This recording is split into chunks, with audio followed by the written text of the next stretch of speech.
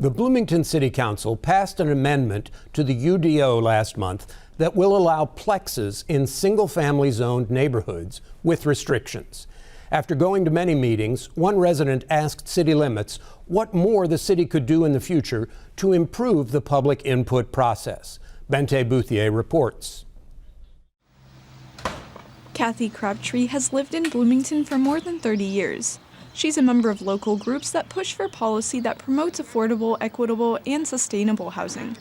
She closely followed the Plex Amendment public input sessions held by the Planning and Transportation Department before the amendment was sent to City Council for vote.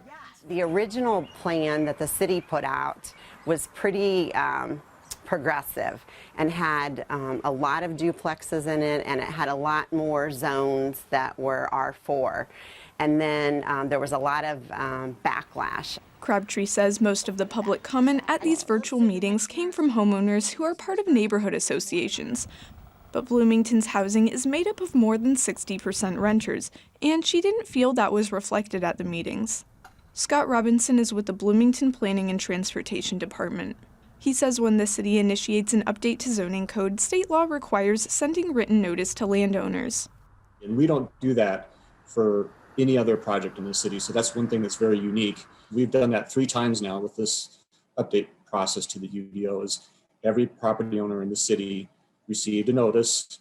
Jackie Scanlon works with Robinson in the planning department.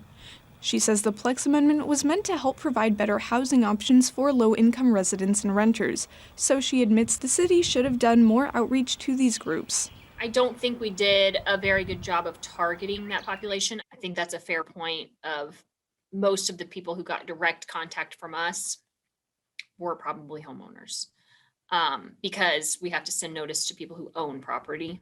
Robinson says their departments talked about how to better reach all residents on the housing spectrum, and it's a matter of overcoming a variety of barriers, ranging from internet access to time availability to work schedules.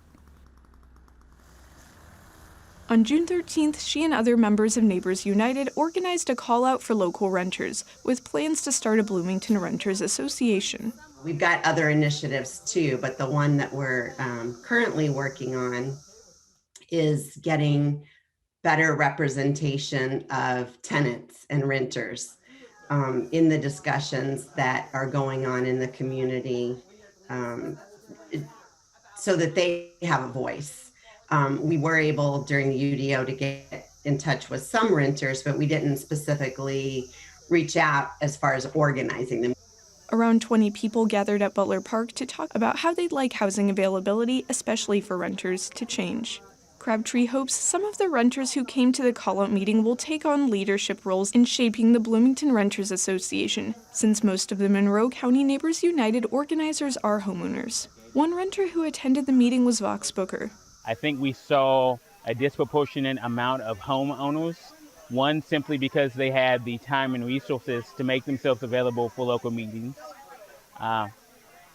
and because they had the neighborhood association that could inform them. Another meeting participant, Andrew Gunther, has been renting in Bloomington since 2015. He says Bloomington does a good job at creating space for people to participate in discussion, but falls short in involving underrepresented groups. So next time there is a discussion on the housing policy, at the very beginning of that policy, we should be included in that process. Both Booker and Gunther say now that the Renters Association has started to organize, they expect the city to recognize it and treat it equally to other neighborhood associations. For Indiana News Desk, I'm Bente Bouthier.